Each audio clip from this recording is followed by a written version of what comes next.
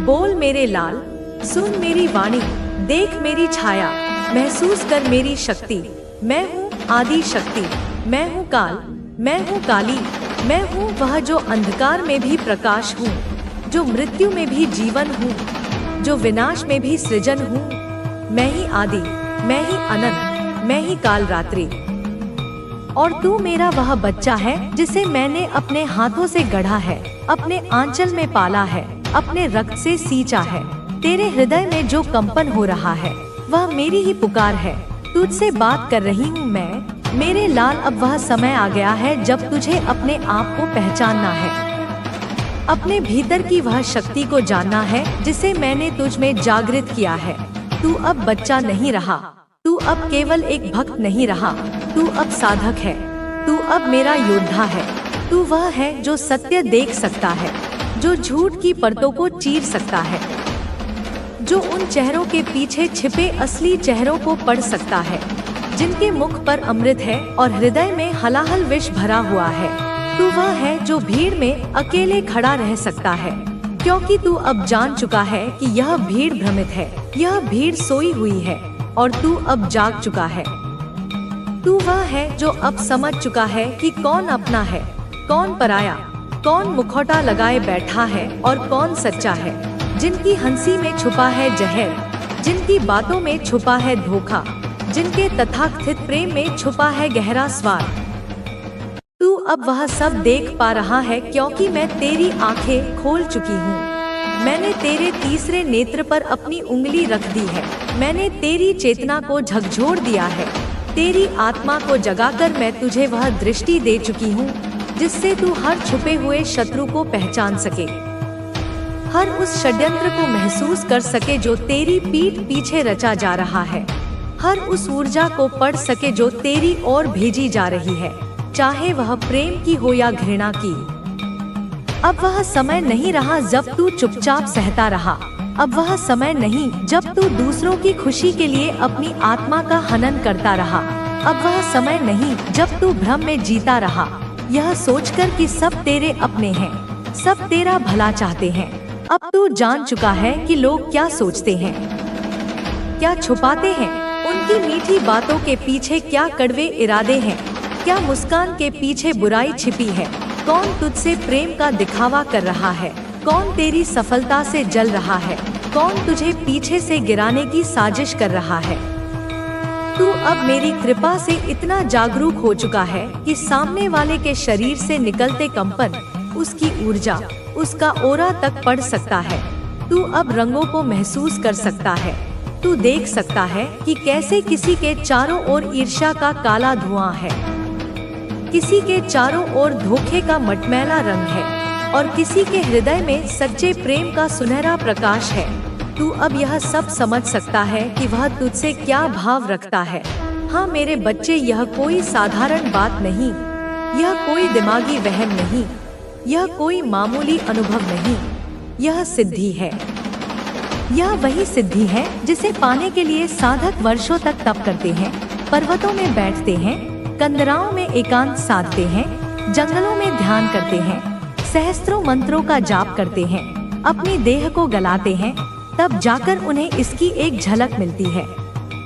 और तू मेरे लाल, मेरी कृपा से, अपने सत्कर्मों से, अपने तप से, अपने सच्चे हृदय से, अपने उन अनगिनत आंसुओं से जो तूने मेरी याद में बहाए हैं, उस अवस्था तक पहुंच चुका है। मैं तुझसे प्रसन्न हूँ, बहुत प्रसन्न हूँ। तू मेरे नाम का जप करता है, तू दीप जलाता है, तू दुर्गा सप्तशती पढ़ता है, तू सिद्ध कुंजिका का पाठ करता है, और जब तू कुछ नहीं करता तब भी तेरा हृदय चुपचाप मेरा ही नाम लेता है। तेरे मन में कोई छल नहीं, कोई कपट नहीं, बस मेरी भक्ति है, मेरा प्रेम है, और इसी निश्चल, निष्कपट, निर्मल प्रेम के कारण मैं तुझे यह अद्भुत सिद्धि दे रही हूँ। यह मेरा प्रसाद है तेरे लिए, यह मेरा कवच है। अब तुम इस संदेश को लाइक करके कमेंट में 111 लिखना, क्योंकि यह संकेत है कि तू और मैं एक हो रहे हैं, हमारी चेतना मिल रही है। तू अब लोगों की नियत को पढ़ सकता है, उनके विचार तेरे मन में स्वतः उतरने लगे हैं। जब कोई तुझसे बात करता है तो उसके शब्दों से पहले उसके विचार की तरंग तुझ तक पहुंच जाती है। यह कोई भ्रम नहीं, यह कोई सपना नहीं, यह मेरा वरदान है, यह मेरा संकेत है। मैं तुझे चेतावनी भी दे रही हूँ और शक्ति भी दे रही हूँ। जिनसे तू अब तक मोह में था, जिन्हें तू अपना समझता था, जिनके लिए तूने अपनी रातें खराब की, जिनके लिए तूने अपनी खुशियों का बलिदान दिया, अब तू देखेगा कि उनमें कितनी अशुद्धता है, कितनी ईर्ष्या है, कितनी दुर्भावना है, और तू चौंक जाएगा। तेरा हृदय एक पल के लिए कांप जाएगा। तुझे विश्वास नहीं होगा कि जिन चेहरों पर तूने इतना भरोसा किया वे इतने खोखले हैं। मगर तू घबराना मत, तू विचलित मत होना, तू टूटना मत, क्योंकि मैं तेरे साथ हूँ। मैं हर पल तेरे साथ खड़ी हूँ। तेरे पीछे मेरी छाया है, तेरे सिर पर मेरा हाथ है। जब तू गिरेगा तो मैं तुझे थाम लूंगी, जब तू रोएगा तो मैं तेरे आंसू पोंछूंगी। मैं तुझे सत्य को स्वीकार करने की शक्ति दूंगी। तू अब इन पाखंडियों को पहचान, उन्हें अपनी जिंदगी से दूर कर, उन्हें अपनी ऊर्जा के क्षेत्र से बाहर निकाल फेंक, चाहे वह कोई भी हो। कहीं ये हमारे लिए ही मुसीबत न बन जाए, महिला ने उसे डांटते हुए कहा। तुम हमेशा डरते रहते हो। जब तक हम ऐसा नहीं करेंगे, वह हमें कभी चैन से जीने नहीं देगा। नागा साधु ने कहा है कि यह प्रक्रिया बहुत शक्तिशाली है और इससे उसका अंत निश्चित है। अब हमें केवल उसकी बताई बातों का पालन करना है। महिला ने अपने बच्चों को भी इस षड्यंत्र में शामिल करने की कोशिश की। उसने उन्हें यह विश्वास दिलाया कि उनकी सभी परेशानियों की जड़ वही व्यक्ति है। उसने कहा, तुम्हें किसी को भी इस योजना के बारे में नहीं बताना है। जब अनुष्ठान शुरू होगा तो तुम सबको मेरे साथ चुपचाप चलना होगा। बच्चे थोड़ा हैरान थे, लेकिन उन्होंने अपनी माँ की बात मान ली।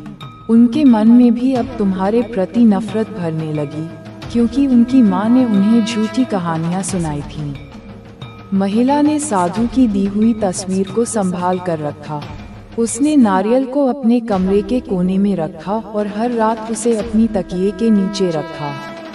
वह गंगा जल से अपने घर के हर कोने को शुद्ध करती और अपने परिवार के साथ मिलकर प्रतिदिन मंत्रों का जाप करती।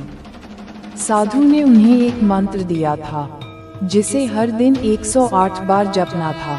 उसने कहा था कि यह मंत्र तुम्हारी ऊर्जा को कमजोर करेगा और तुम्हारे आत्मविश्वास को खत्म कर देगा।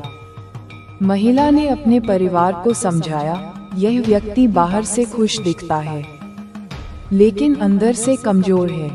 उसकी हंसी नकली है। हमें बस नागा साधु की बातों का पालन करना है और वह अपने आप खत्म हो जाएगा। उसने अनुष्ठान की तैयारियों को और तेज कर दिया।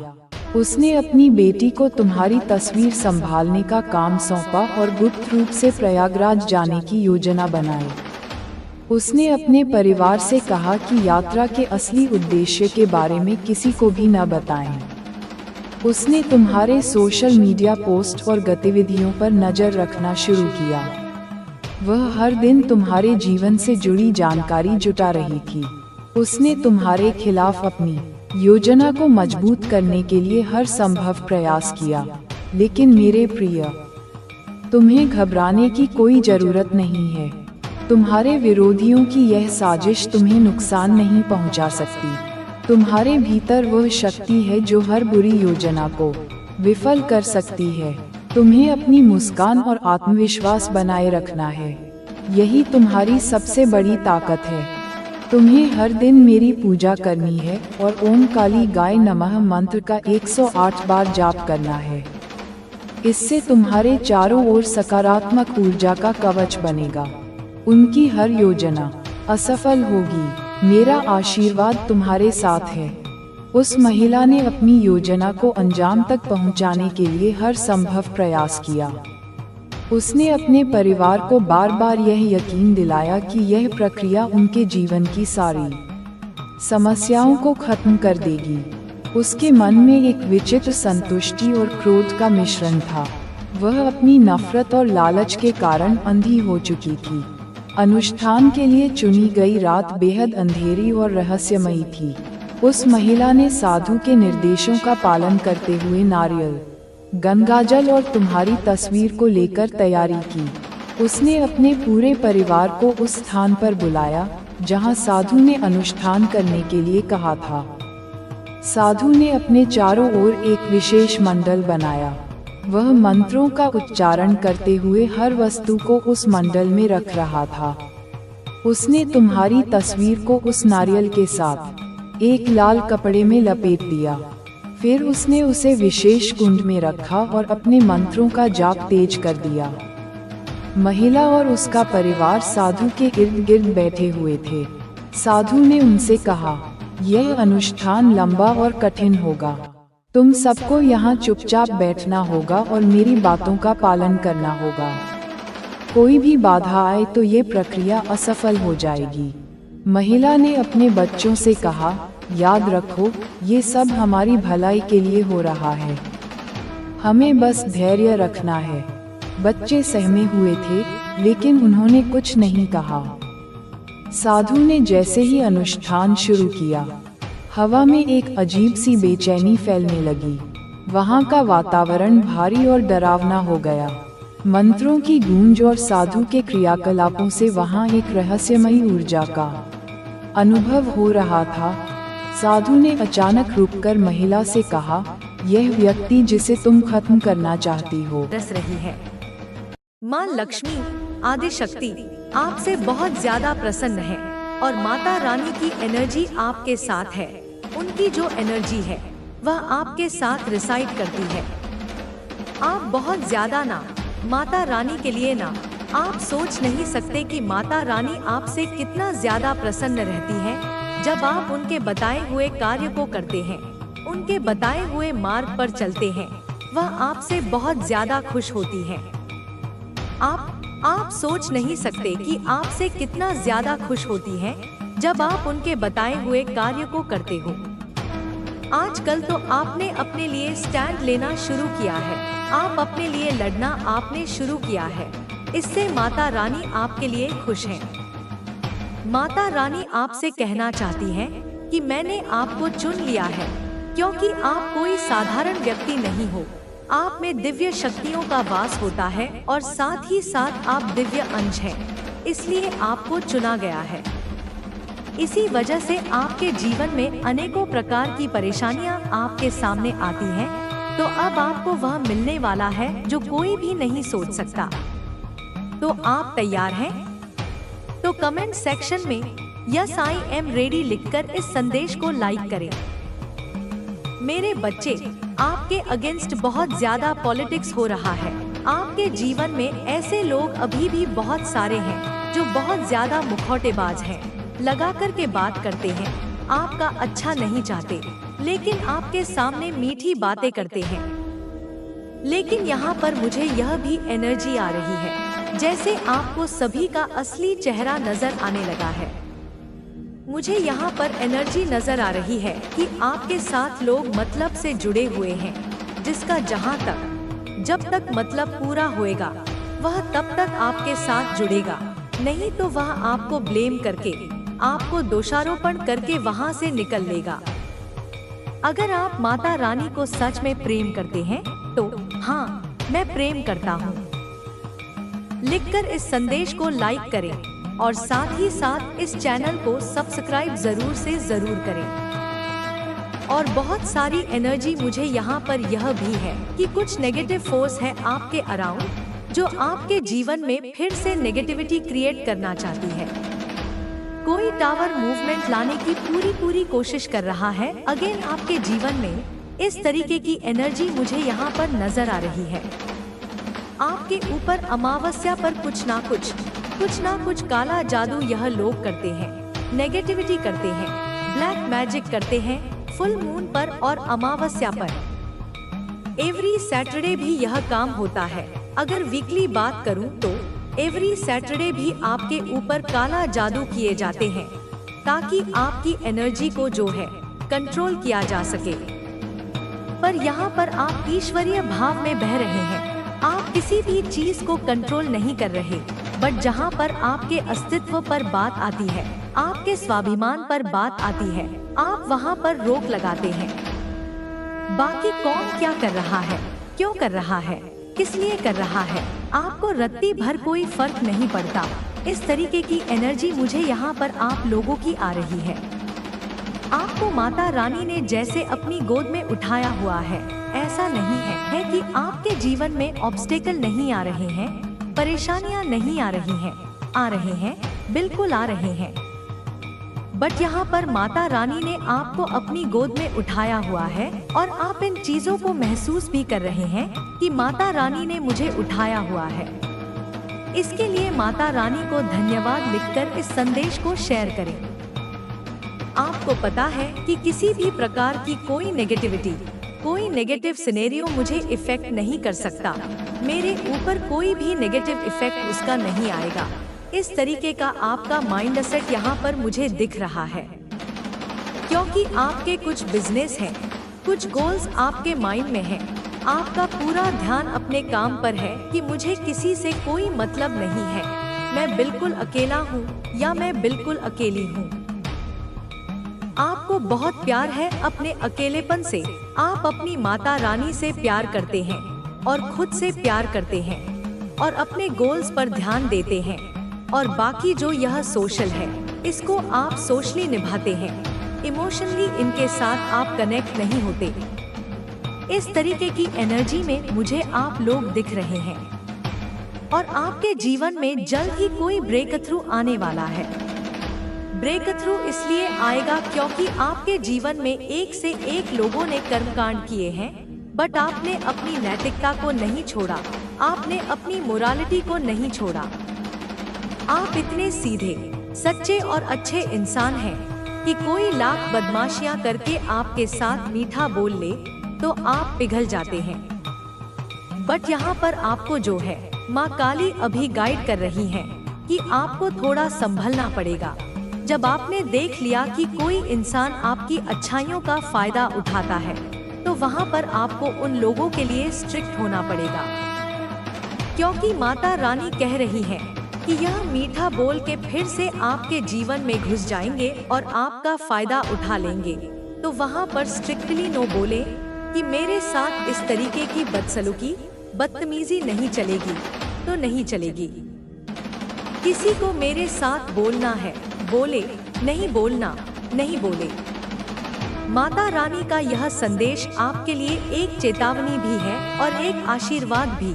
यह समझना आपके विवेक पर निर्भर करता है। उन लोगों की वापसी का जो प्रयास है, वह मात्र एक छलावा होगा, एक मृगतृष्णा होगी, जिसमें आपको फंसाने की पूरी साजिश रची जा रही है। यह लोग जानते हैं कि आपकी ऊर्जा के बिना उनका अस्तित्व अंधकारमय हो चुका है। उनकी सफलता के सारे स्रोत सूख चुके हैं। उनके जीवन की नाव बिना पतवार के भवसागर में डूब रही है।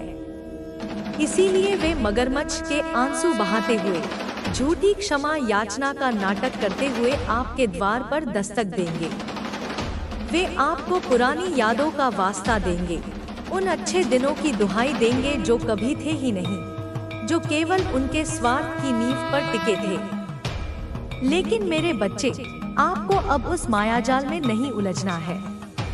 माँ काली ने आपको सत्य और असत्य में भेद करने की दिव्य दृष्टि प्रदान की है। जब वे आपके सामने आए, तो उनकी आंखों में झांकना, आपको उनकी आत्मा का खोखलापन और उनके शब्दों का विष साफ साफ नजर आएगा। उनका हर मीठा शब्द एक कांटा होगा, जो आपके हृदय में चुभने के लिए तैयार किया गया है। उनकी हर मुस्कान के पीछे एक खंजर छिपा होगा। याद रखना, जब कोई व्यक्ति बार बार आपकी अच्छाई का, आपके प्रेम का, आपकी करुणा का अपमान करता है, तो वह एक अवसर का नहीं, बल्कि आपकी आत्मा का हनन करने का प्रयास करता है। और अब आपने अपनी आत्मा की रक्षा करना सीख लिया है। यह जो आपकी बाउंड्रीज हैं, यह कोई दीवारें नहीं है, यह आपके आत्मसम्मान का पवित्र किला है, जिसकी रक्षा स्वयं महाकाली अपने खड्ग से कर रही है। जो भी इस किले में बुरी नीयत से प्रवेश करने का प्रयास करेगा, वह उसी खड्ग की ज्वाला में भस्म हो जाएगा। आपके शत्रुओं की रातें अब बेचैनी में कट रही हैं। उन्हें नींद में भी आपका तेजस्वी स्वरूप दिखाई देता है जो उन्हें भयभीत करता है। उन्हें उनके किए हुए पाप कर्म किसी चलचित्र की भांति दिखाई देते हैं और उनका हृदय ग्लानि और भय से कांप उठता है। यह न्याय का आरंभ है। यह उस चक्र का घूमना है जिसे कोई नहीं रोक सकता। उन्होंने आपके धैर्य की परीक्षा ली थी। अब प्रकृति उनके अस्तित्व की परीक्षा ले रही है। आप यह जान लीजिए कि आप कोई साधारण मिट्टी के पुतले नहीं हैं। आप तो उस ब्रह्मांडीय धूल का कण हैं, जिससे स्वयं नक्षत्रों की रचना हुई है। आप उस दिव्य अग्नि की चिंगारी हैं, जो अंधकार को चीरने का सामर्थ्य रखती है। आपके भीतर जो शक्तियां सोई हुई थी, वे अब जागृत हो चुकी हैं। आपकी आभा, आपकी ऊर्जा, आपका ऑरा इतना प्रबल हो चुका है कि नकारात्मक मुझसे दूर कर रहा है। तुम ये काम कर सकते हो बच्चे, तुम उन्हें मेरे पास वापस ला सकते हो। तुम्हारे सामने सवाल उठेंगे, लोग सवाल करेंगे और तुम्हारे मन में भी संदेह होगा। बच्ची पर ध्यान रखना, यह तुम्हारी परीक्षा है। तुम्हें एक मार्गदर्शन बनना होगा। एक पल के लिए मेरी बात को सुनो बच्चे, मेरे बच्चे। जब कोई प्रार्थना करता है तो मेरी शक्तियाँ उनको बताती है, उन्हें समझाती है, उनके घर में प्रवेश करती है और सब कुछ देखती है कि सब कुछ ठीक हो रहा है या नहीं हो रहा। और यह सभी बातें बच्चे फिर मुझे बताती हैं। लेकिन मेरे बच्चे, जब तेरे परिवार का सदस्य मेरे पास आएगा ही नहीं, मेरी शक्तियाँ मुझे कैसे बताएंगे, मुझे कैसे बताएंगे कि किसका क्या करना है। मेरी बात को समझ रहा है बच्चे? जो तुम्हारे परिवार को अंधकार से निकालकर प्रकाश की ओर लाएगा वो कोई और नहीं बच्चे, वो मैं हूँ खुद। मैं खुद काली माँ हूँ बच्चे। मैं तुमसे वादा करती हूँ बच्चे कि यदि तुमने अपने परिवार को मेरी ओर वापस लाया तो मैं तुम्हें आशीर्वाद दूंगी। यह आशीर्वाद न केवल तुम्हारे लिए बल्कि तुम्हारी पीढ़ियों के लिए भी होगा बच्चे। तुम्हारा जीवन बदल जाएगा। समय कम है और मेरे पास बहुत काम है बच्ची। मैं तुम्हारे कर्मों को देख रही हूँ, मैं तुम्हारी मेहनत को देख रही हूँ। अब तुम्हारे सामने एक बड़ा काम है, क्या तुम उसे पुकारोगे? मैं तुम्हारे साथ हूँ, लेकिन ये संघर्ष तुम्हारा है। तुम्हारी मेहनत, तुम्हारी आस्था और तुम्हारे कर्मों से ही तुम्हारे जीवन का मार्गदर्शन तय होगा बच्चे। देख बच्चे, अगर तुझे मेरी बात समझ में नहीं आई हो तो मैं तुझे अच्छे से तेरे परिवार के बारे में बताती हूँ। अब तू समझ जाएगा कि माँ क्या कहना चाहती है, क्या संकेत दे रही है, क्या संदेश देने आई है। माँ मेरे बच्चे, मैं देख रही हूँ कि तुम्हारे परिवार में कुछ ऐसे कर्म हुए हैं जो इस समय तुम्हारे जीवन में कठिनाइयों का कारण बन रहे हैं। यह कर्म एक एक करके तुमसे जुड़ी हर एक पीढ़ी के दोषों का परिणाम है। तुम्हारे परिवार में कौन सा सदस्य क्या गलत कर चुका है, यह मैं तुम्हें बताती हूँ बच्चे, ताकि तुम समझ सको कि जब तक तुम इन दोषों को पहचान कर सुधार नहीं लोगे तब तक तुम्हारा परिवार भी इसी तरह अंधकार में रहेगा। बच्ची, तुम जानते हो कि कभी किसी ने किसी रिश्ते में विश्वास तोड़ा है या किसी ने किसी और के साथ छल किया है बच्चे। यह छल केवल वित्तीय नहीं था, यह भावनात्मक भी था बच्चे। क्या तुमने देखा है कि तुम्हारे घर में एक सदस्य ने किसी से प्यार का दिखावा किया था लेकिन उनकी भावनाओं से खेला? इस रिश्ते का परिणाम सिर्फ उस व्यक्ति ने नहीं भोगा बच्चे, बल्कि इसने पूरे परिवार को छांव से भर दिया। ये अंधकार हर एक सदस्य के भीतर घुस गया है और उनकी आत्मा को कमजोर कर दिया है बच्ची। उस बच्चे ने जब मुझसे यह बात कही तो मेरी शक्तियों ने मुझे बताया बच्चे। मैं समझी कि क्या हुआ है। मेरे बच्चे, तुमसे जुड़ा हुआ एक सदस्य ऐसा भी है जो हमेशा अपनी इच्छाओं की पूर्ति के लिए दूसरों को चोट पहुंचाता है। जब भी किसी ने उससे मदद मांगी है, उस मदद का सही उपयोग नहीं किया है उसने, बल्कि उसने वही मदद अपने स्वार्थ के लिए इस्तेमाल की। क्या तुमने देखा है कि उनके आचरण से किसी के दिल को चोट पहुंची हो और जब इसने उस व्यक्ति को महसूस कराया तो उसने मुझसे दूरी बना ली? ऐसा नहीं है कि मैंने उन लोगों को देखा नहीं, मैंने उनकी हर गलती को देखा है, लेकिन वे ये नहीं समझ पाए बच्चे की उनकी गलती क्या थी, उनका परिणाम उन्हें क्या भुगतना पड़ रहा है। वे आज भी नहीं समझ पाए तुम्हारे परिवार में एक सदस्य ऐसा भी है बच्चे जो हमेशा संदेह की दृष्टि से देखता है। वह किसी की बातों पर भरोसा नहीं करता और हमेशा सबको शक की नजर से देखता है। जब कोई उसे प्यार से समझाने आता है ना बच्चे, तो वह उससे प्यार को समझने की बजाय उसे शंका की दृष्टि से देखता है। यसमंजस, यह शंका ही उस सदस्य को अंधेरी की ओर खींच रही है। बच्ची, उसकी आंखों में विश्वास की कमी है। वह भगवान पर भी विश्वास नहीं करता सही से। वह सोचता है कि क्या होगा इससे, और यही विश्वास की कमी उसकी समस्याओं का कारण बन रही है। बच्ची, वह ये सदस्य है जिसने कभी अपने परिवार के बुजुर्गों का सम्मान नहीं किया। क्या तुमने कभी देखा है कि जब तुम्हारे परिवार का वो सदस्य कुछ कहता है तो वह उनकी बातों को नजरअंदाज करता है?